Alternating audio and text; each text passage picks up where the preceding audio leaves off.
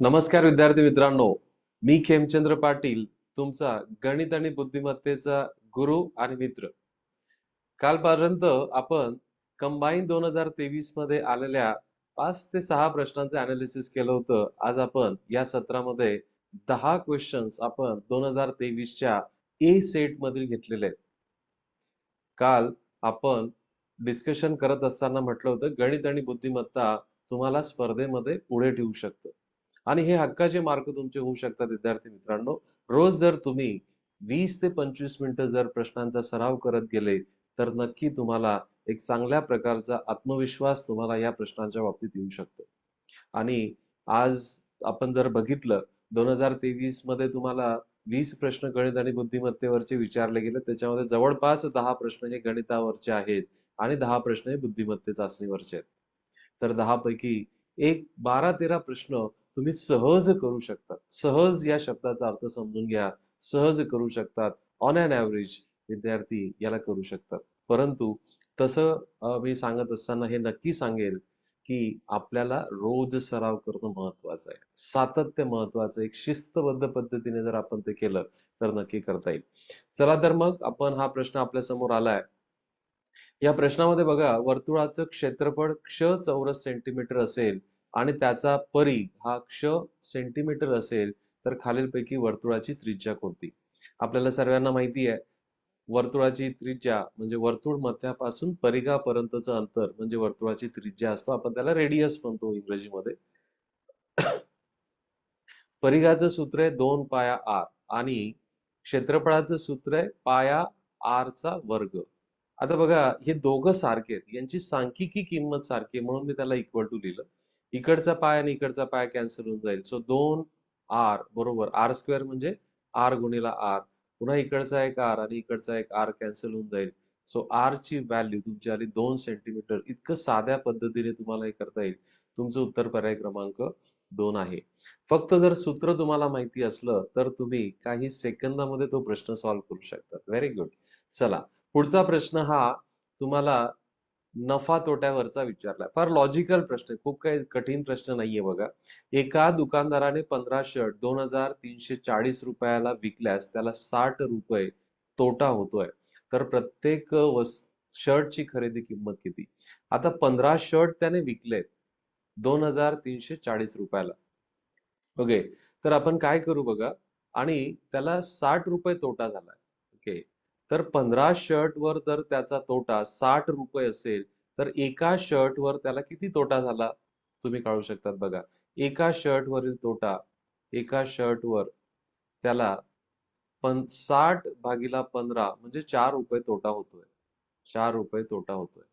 तर आता आपण पहिल्यांदा एका शर्टची विक्री किंमत काढून घेऊ. एका शर्टची विक्री किंमत जर तुम्हाला काढायची असेल तर 2340 ला तुम्हाला 15 ने भागावं लागेल. तर भाग द्या 15 एक 15 खाली किती उरतील? 8 उरतील. 15 8 नंतर 4 घेतल्यानंतर 15 पाचा 75 आणि 15 सेक 90. म्हणजे प्रत्येक शर्टची विक्री किंमत किती झाली? 156 रुपये झाली. आता बघा तोटा जर होतोय तर खरेदी किंमत ही विक्री किमतीपेक्षा जास्त असेल आणि ती कितीने जास्त असणार आहे? 4 ने जास्त असणार आहे. म्हणून प्रत्येक शर्टची खरेदी किंमत 156 अधिक 4 160 रुपये. तुमचं उत्तर पर्याय क्रमांक 2 आहे. अगदी साध्या पद्धतीचा प्रश्न आहे. खूप काही त्याच्यामध्ये चॅलेंजिंग असं काहीच नाहीये. पुढचा प्रश्न थोडासा तुम्हाला विचार करायला भाग पाडेल. आता हा ट्रेडिशनल वेने तुम्हाला जसं दिसतंय त्याप्रमाणे सॉल्व्ह करू नका. थोडासा जर तुम्ही विचार केला बघा 0.1 गुणिला 0.1 गुणिला 0.1 म्हणजे गुणाकारामध्ये हा 3 वेळेस आलाय. म्हणजे आपल्याला इथे 0.1 चा घन मिळून जाणार आहे. इथं बघा 0.2 गुणिला 0.2 गुणिला 0.2 म्हणजे पुन्हा इथे 0.02 चा घन तुम्हाला इथे मिळणार आहे. ओके. तर आता मी थोडंसं अशा पद्धतीने लिहून घेतो. 0.1 चा घन अधिक 0.02 चा घन. आता या ठिकाणी बघा आपल्याला हा छेद अंशाच्या स्वरूपात मांडायचा आहे. तर याच्यातून जर मी 2 सामायिक काढला, याच्यातून 2, याच्यातून 2 आणि पुन्हा याच्यातून 2. पुन्हा तोच 2 मी याच्यातून काढला, याच्यातून काढला आणि याच्यातून जर काढला म्हणजे मी इथून एकत्रित मी जर 8 काढलं बघा याच्यातला 2 याच्यातला 2 आणि याच्यातला 2 मध्ये गुणाकार आहे. म्हणजे 8 सामायिक काढल्यानंतर मला कंसामध्ये काय भेटणार आहे? 0.1 कंसाचा घन अधिक 0.02 कंसाचा घन. आता हा कंस आणि हा कंस पूर्णपणे कॅन्सल होऊन गेला, तर तुमचं उत्तर आलं 1/8 आणि 1/8 ची किंमत असते 0.125, जो तुमचं उत्तर पर्याय क्रमांक 2 आहे. ओके. तर हा प्रश्न तुम्हाला अल्जेब्रिक एक्सपान्शन्स त्या त्या पद्धतीमध्ये आपल्याला सॉल्व्ह करायचा होता. पुढचा प्रश्न हा वयवारीवरचा आहे. बघा, 3 व्यक्तींच्या आजच्या वयांचे गुणोत्तर त्या ठिकाणी 72 होते आणि 7 वर्षापूर्वी त्यांच्या वयांचे गुणोत्तर 4:6:7 आहे. ओके, कदाचित तुम्हाला व्हिडिओमुळे तो 7 दिसणार नाही. 7 वर्षापूर्वी त्यांच्या वयांचे गुणोत्तर 4:6:7 होते, तर आजचे वय किती असं विचारलंय. आता थोडासा विचार करा बघा. त्यांची आजची वय विचारली आहे. मी पहिल्यांदा अशाच पर्यायाला त्या ठिकाणी विचार करणार आहे, की ज्याच्यामध्ये तिघांची बेरीज 72 होते. तर बघा, याची जर बेरीज केली तर 72 होते. 20, 30, 22 ची बेरीज 72 होते. पुन्हा यांची पण जर तुम्ही टोटल केली तर याची पण 72 होते. नंतर 25 आणि 30, 55 सर्वांची टोटल 72 होते. आता 7 वर्षापूर्वी म्हणजे या प्रत्येकाच्या वयामधून, प्रत्येक संख्येमधून 7 वजा केल्यानंतर पहिली संख्या 4च्या पटीत यायला पाहिजे, दुसरी संख्या 6च्या पटीत यायला पाहिजे आणि तिसरी संख्या 7च्या पटीत यायला पाहिजे. तर मी याच्यातून जर 7 वजा केले बघा, तर मला 13 मिळतो. 13 4च्या पटीत नाहीये म्हणून हा पर्याय येणार नाही. याच्यातून जर मी 7 वजा केले तर 15 मिळतात. 15 4च्या पटीत नाही म्हणून गेला. 17 मधून 7 वजा केले तर मला 10 मिळतात म्हणून हा पण पर्याय येणार नाही. तुमचं उत्तर पर्याय क्रमांक 3 येणार आहे. याच्यातून जर मी 7 वजा केले तर मला 12 भेटतात. 25 मधून 7 वजा केले तर मला 18 भेटतात आणि 28 मधून 7 वजा केले तर मला 21 भेटतात. या तिघांना जर मी संक्षिप्त रूप दिलं 3 चौक 12, 3 सक 18 आणि 3 7 21, तुमचं उत्तर बरोबर त्या ठिकाणी येत आहे. ओके. तर हा एक मार्ग झाला की ज्याच्यामध्ये तुम्ही पर्यायांच्या मदतीने करू शकता. दुसरा मार्ग कसा आहे बघा. 7 वर्षापूर्वी त्यांचं वय जर मी 4x, 6x आणि 7x मानलं, तर त्यांचं आजचं वय काय होईल? 4x अधिक 7. याचं वय होईल 6x अधिक 7 आणि याचं वय 7x अधिक 7 आणि सर्वांची बेरीज, आजची बेरीज त्यांची 72 दिली आहे. मग बघा, 4x अधिक 6x अधिक 7x म्हणजे 17x झाले, अधिक 7 अधिक 7 अधिक 7 21 बरोबर 72. म्हणजे 17x बरोबर 21, 72 वजा 21 म्हणजेच आपल्याला मिळालं बघा 17x बरोबर 51. म्हणजे x ची व्हॅल्यू किती झाली? 3 झाली. 51 भागिले 17 म्हणजे 7 वर्षापूर्वी 4 त्रिक 12 वय त्याचं होतं, 6 त्रिक 18 आणि 7 त्रिक 21. आपल्याला आजची वय विचारली आहे म्हणजे प्रत्येकाच्या वयामध्ये 7-7 मिळवले जातील. तुम्हाला पुन्हा तोच पर्याय त्या ठिकाणी मिळणार आहे. तर पर्यायांच्या मदतीने जर तुमचं काम होत असेल तर करण्याचा प्रयत्न करा. पुढचा प्रश्न बघा, हा सरळ व्याज आणि चक्रवाढ व्याजावरचा आहे. एका माणसाने बँकेकडून दसादसे 12% दराने 3 वर्षासाठी कर्ज घेतले. त्याने 5,400 रुपये व्याज फेडलंय. तर कर्जाची रक्कम किती? आता बघा, सरळ व्याज आणि चक्रवाढ व्याज मध्ये आपण हे सूत्र वापरतो. याच्यामधला P म्हणजे मुद्दलाची रक्कम, R म्हणजे व्याजाचा दर आणि T म्हणजे जितक्या वेळेसाठी त्याने ते कर्ज घेतलंय ते. तर आपल्याला काय विचारलंय? कर्जाची रक्कम किती म्हणजे त्याने प्रिन्सिपल अमाऊंट आपल्याला काढायचं. प्रिन्सिपल अमाऊंट साठी हा फॉर्म्युला वापरता येईल तुम्हाला. बघा, मुद्दलाची रक्कम बरोबर 100 गुणिला त्याने व्याज भरलं 5,400 भागीला व्याजाचा दर किती होता? 12% आणि 3 वर्षानंतर तो वापस करतोय. त्याला संक्षिप्त रूप देऊ आपण. संक्षिप्त रूप जर दिलं तर 3 1 3, इथं भाग जाईल 18 आणि एक 2 शून्य येतील. ओके. नंतर भाग द्या पुन्हा 12 1 12, खाली उरले 6, 12 पंचे 60 म्हणजे तुमचं शेवटचं उत्तर 100 गुणिला 150 म्हणजे तुमचं उत्तर 1500 येणार, 15,000 येणार आहे. 15,000 तुमचं उत्तर असेल पर्याय क्रमांक 3. तर कर्जाने रक्कम घेतली कितीतली? 15,000 घेतली. हा झाला डायरेक्ट फॉर्म्युला जर तुम्ही वापरला तर. समजा फॉर्म्युला तुम्हाला आठवला नाही आणि जर तुम्हाला पर्सेंटेजच्या कन्सेप्ट नुसार करायचं आहे, 12%चा अर्थ असा होतो 100 रुपयाला एका वर्षासाठी 12 रुपये भरावे लागतील. तर 100 रुपयाला 3 वर्षासाठी 3 वर्षासाठी बारत्रिक 36 रुपये भरावे लागतील, कारण सरळ व्याज प्रत्येक वर्षासाठी सारखं असतं. आता बघा, जर तो 100 रुपये मुद्दलाला 36 रुपये भरतोय, तर आता त्याने 5,400 रुपये भरले होते, तर मुद्दलाची रक्कम किती होती? आणि हे करण्यासाठी तुम्ही तिरकस गुणाकार करा. मग 100 गुणिला 5,400 भागीला 36. पाढे जर चांगल्या पद्धतीने पाठ असतील तर 18 दुने 36, 18 त्रिक 54, हे 2 शून्य इथं आले. पुन्हा 2ने भाग दिला तर 300 ला 2ने भाग दिल्यानंतर 150, 100 गुणिला 150 बरोबर 15,000 पुन्हा तुमचं उत्तर येतंय. तर ज्या पद्धतीने तुम्ही सराव केलाय, तुमच्या क्षमता ओळखा. तुम्ही ज्या लेव्हलला आता असाल, ज्या स्टेजला असाल, तुम्ही जर फॉर्म्युला सूत्र वापरून तुम्हाला उत्तर मिळतंय तर काहीच हरकत नाही, तुम्ही त्याप्रमाणे करा. जर तुम्हाला याप्रमाणे सॉल्व्ह करता येत असेल तर नक्की करा, कारण तुमचा याच्यात वेळ वाचणार आहे. पुढचा प्रश्न बघा, पुन्हा हा शेकडेवारीवरचा आहे, तो आपल्याला वापरायचा आहे. 16,000 रुपये यंत्राची किंमत दरवर्षी 5% कमी होते, तर 2 वर्षानंतर त्याची किंमत किती असेल असं आपल्याला विचारलं. 2 वर्षानंतर. आता बघा, 16,000 रुपये त्याची किंमत आहे आणि ती दरवर्षी 5% कमी होते. म्हणजे 5% कमी याचा अर्थ काय? 100ची किंमत असेल तर 95 वर गेली. नंतर पुन्हा 100ची किंमत असेल तर 95 वर गेली. आता या ठिकाणी आपल्याला हे शोधायचंय बघा. हे 2 शून्य, हे 2 शून्य, 2 शून्य कॅन्सल होऊन जातील. हा 1 शून्य, 1 शून्य कॅन्सल झाला. म्हणजे आपल्याकडे राहिलं 16 गुणिला 95 गुणिला 95 भागीला 10. आता जर तुम्हाला एकक स्थानी 5 असणाऱ्या संख्यांचा वर्ग करण्याची पद्धत माहिती असेल तर हे तुम्ही लवकर करू शकतात. बघा, एखाद्या संख्येच्या एकक स्थानी जर 5 असेल तर त्याचा वर्ग करतानाची पद्धत मी बऱ्याच वेळेस एक्सप्लेन केली आहे. त्याच्यामध्ये 5 वेगळा करायचा आणि 5चा वर्ग 25 हे शेवटचे 2 अंक असतील.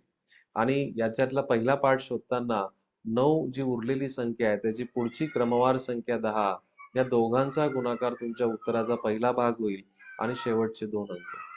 म्हणून ह्या काही ट्रिक्स जर तुम्हाला माहिती असतील विद्यार्थी मित्रांनो, नक्की आपल्याला त्या उदाहरणाचा एक छोटासा भाग असतो तो, आणि त्या ठिकाणी आपण बराच वेळ आपण आपल्या नेहमीच्या पद्धतीनुसार ते करायला जातो आणि त्यामध्ये आपला वेळ जातो. म्हणजे बघा, आता आपल्याला काय करते, डायरेक्ट 16 गुणिला 90 25 भागीला 10. ओके, चला करूया हा गुणाकार. 16चा पाढा तुमचा पाठ असतो. 16 पंचे 80 हच्चाला 8, 16 दुने 32 आणि 8 40 हच्चाला 4, 16 गुणिला 0 0 म्हणजे 4 तिथे येईल आणि 16 144 आणि तुम्ही 10ने भागतायत तर हा 0 0 कॅन्सल झाला. सो 14,440 तुमचं उत्तर यायला पाहिजे.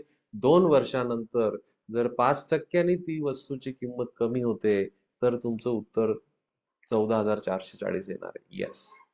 पुढचा प्रश्न पुन्हा बघा, हा तुमचा टक्केवारीवरचा आहे, शेकडेवारीवरचा आहे. या अशा प्रकारचे प्रश्न UPSC प्रिलिम्सला विचारले गेले होते विद्यार्थी मित्रांनो, म्हणून थोडासा ट्रेंड तुम्ही असं बघा.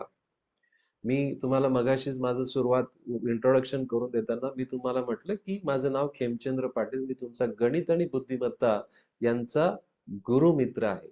लक्षात घ्या. गणित आणि बुद्धिमत्ता एवढ्या 2 विषयांचा मला अभ्यास करत असताना वेगवेगळ्या परीक्षांचं जेव्हा प्रश्नपत्रिकांचं अनालिसिस करतो त्यावेळेस असं दिसतं की ह्या दुसऱ्या केंद्र सरकारकडून घेतल्या जाणाऱ्या परीक्षा, स्टाफ सिलेक्शन, बँकिंग, UPSC यामधले प्रश्न आपल्याला महाराष्ट्र आयोगाच्या परीक्षांमध्ये विचारलेले दिसतात. ओके, आगगाडीचे भाडे 20% वाढले, नंतर सलग ते 10% 25% वाढले, तर सुरुवातीपासून भाड्यामध्ये किती टक्क्याची वाढ झाली? सुरुवातीचं भाडं आपण 100 मानू.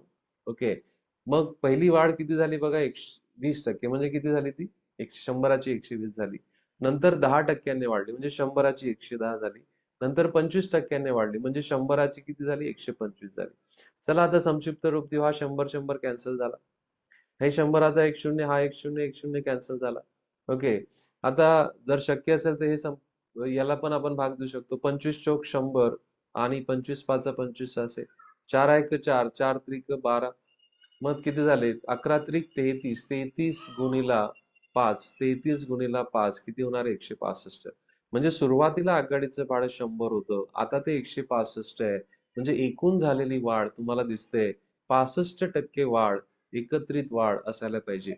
याच्यापेक्षा सोपा मार्ग असू शकत नाही विद्यार्थी मित्रांनो हे प्रश्न सॉल्व्ह करण्याचा, म्हणून याच्यावर लक्ष द्या. पुढचा प्रश्न हा पदावलीवरचा आहे. पदावलीवरचे प्रश्न सॉल्व्ह करत असताना चिन्ह संकेत महत्वाचे. पुन्हा पहिल्यांदा कंस सोडवला गेला पाहिजे, नंतर भागाकार, नंतर गुणाकार, बेरीज, वजाबाकी अशा पद्धतीने आपण करतो.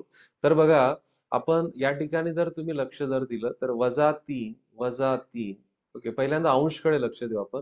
गुणिला 5 अधिक 3 आणि याला भागीला अंश मी बघतोय पहिल्यांदा, ओके. तर आपल्याला दिसतंय की गुणाकारामध्ये हा अंशात आणि छेदात हा सारखा म्हणून कॅन्सल झाला. म्हणजे फक्त अंशामध्ये काय राहणार आहे, फक्त 5 अधिक 3 म्हणजे 8. छेदस्थानी बघा -6. आता छेद मी सॉल्व्ह करतो. हा कोण काय सॉल्व्ह केला होता, मी अंश घेतला होता. आता छेद मी सॉल्व्ह करतोय. छेदस्थानी जर आपण बघितलं तर -6 -6 म्हणजे -10. -10 भागीला -7 -5 म्हणजे -12. म्हणजेच किती, दोन ऋण संख्यांचा भागाकार धन असतो म्हणजे 10/12. आता 10/12 इथं आला बघा. हा 12 वरती चालला जाईल, तो काय होईल, 12×8 = 96 भागीला 10. 96 भागीला 10 म्हणजेच 9.6. तुमचं उत्तर पर्याय क्रमांक 4 येणार आहे. तर अशा प्रकारे विद्यार्थी मित्रांनो, डिव्हाइड अँड रूल थोडंसं तुम्ही सेपरेट सेपरेट जर विचार केला तर नक्की त्याच्यावर तुम्हाला काम करता येईल. पुढचा प्रश्न बघा, हा सरासरीवरचा आहे. एक फलंदाज 19व्या डावामध्ये म्हणजे इनिंगमध्ये त्याने 98 धावा केल्या आणि त्यामुळे त्याची सरासरी 4 ने वाढते. तर आपल्याला 19व्या सामन्यानंतर त्याची सरासरी किती असं आपल्याला विचारलंय. आता बघा, 19व्या सामन्यापर्यंत 19व्या डावात त्याने एकूण एक्स धावा केल्या होत्या असं मानून घेऊ आपण. एक्स धावा त्याने केल्या होत्या. किती धावा केल्या होत्या, एक्स धावा, किंवा सरासरी धावा. सरासरी त्याने एक्स धावा केल्या होत्या. याचाच अर्थ असा होतो की त्याच्या एकूण धावा 19व्या सामन्यापर्यंत त्याच्या एकूण एकूण धावा झाल्या 19 एक्स. आता 20व्या सामन्यात त्याने 98 धावा काढल्या म्हणजे 20व्या सामन्यापर्यंतच्या त्याच्या एकूण धावा झाल्या 19 एक्स अधिक 98. एकूण सामने हे किती झाले, 20. ज्याच्यामुळे त्याची सरासरी 4 ने वाढते. सरासरी पहिल्यांदा एक्स होती, आता ती एक्स अधिक 4 झाली.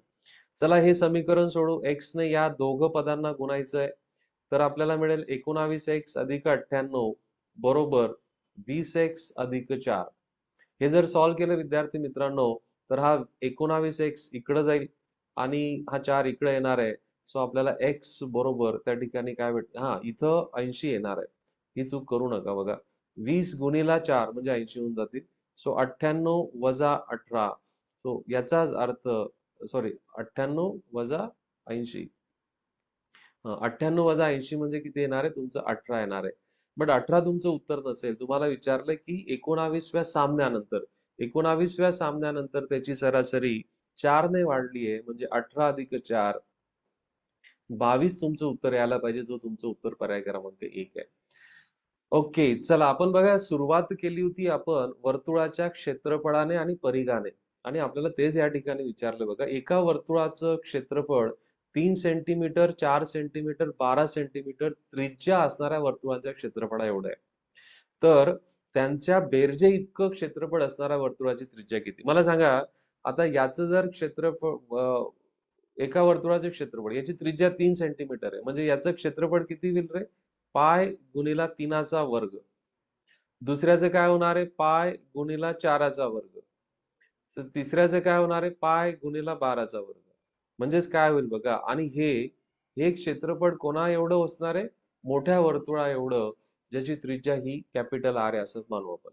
आता बघा, पाय जर मी कॉमन काढून घेतला सर्वीकडून, तर इथं 3चा वर्ग 9, 4चा वर्ग 16 आणि 12चा वर्ग 144 बरोबर पाय आर स्क्वेअर. तर इकडचा पाय आणि इकडचा पाय कॅन्सल होऊन जाईल. यांची जर तुम्ही बेरीज केली तर 169 येते विद्यार्थी मित्रांनो. 69 बरोबर आर स्क्वेअर, ते 169, 69 नाही, 169.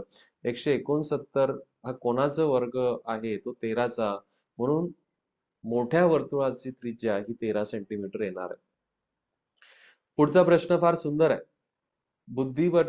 बुद्धिबळाच्या पटलावर किती चौरस असतात. आता बघा, किती चौरस असतात असं आपल्याला विचारलं. एकूण चौरसांची संख्या विचारलेली आहे. तर आता आपण बुद्धिबळाचं पटल बघा, तुम्ही जर असं बघितलं तर रांगेमध्ये 8 आहेत आणि कॉलम मध्ये, स्तंभामध्ये 8 आहेत. तर आता हे करत असताना एकूण चौरसाची संख्या मोजताना हे सूत्र वापरलं जातं बघा. इथं बघा, हे सूत्र कसं वापरलं जाईल, इथं किती 8 आहेत 8 गुणिला 8 हां, 8 गुणिला 8 का? कारण 8 रांगा आहेत, रो आहेत आणि 8 कॉलम आहेत. आता मी एक-एक कमी करत जातो. 7 गुणिला 7, नंतर 6 गुणिला 6, नंतर 5 गुणिला 5 असं आपल्याला थांबावं लागेल 1 गुणिला 1. म्हणजे हा इफेक्टिव्हली काय झालं? 8चा वर्ग, 7चा वर्ग, 6चा वर्ग आणि हे म्हणजेच काय? पहिल्या क्रमवार नैसर्गिक संख्यांच्या वर्गांची बेरीज. पहिल्या क्रमवार नैसर्गिक संख्यांच्या वर्गांची बेरीज आपण या सूत्राने काढतो. या ठिकाणी n ची किंमत किती होणार आहे? n ची किंमत 8 होणार आहे विद्यार्थी मित्रांनो. n ची किंमत या ठिकाणी 8 होणार आहे. टाका मग याच्यामध्ये 8 किंमत टाका. 8 गुणिला 8 अधिक 1 9. 2n म्हणजे 8 दुने 16 अधिक 1 17 भागिले 6. संक्षिप्त रूप देऊ बघा आपण. 3 दुने 6, 3 त्रिक 9, बेक बे, बेचोक 8. ओके 4 त्रिक 12, 12 गुणिला 17. 12 गुणिला जर 17 जर तुम्ही केलं बघा, 17 दुने 34, अच्छाला 3.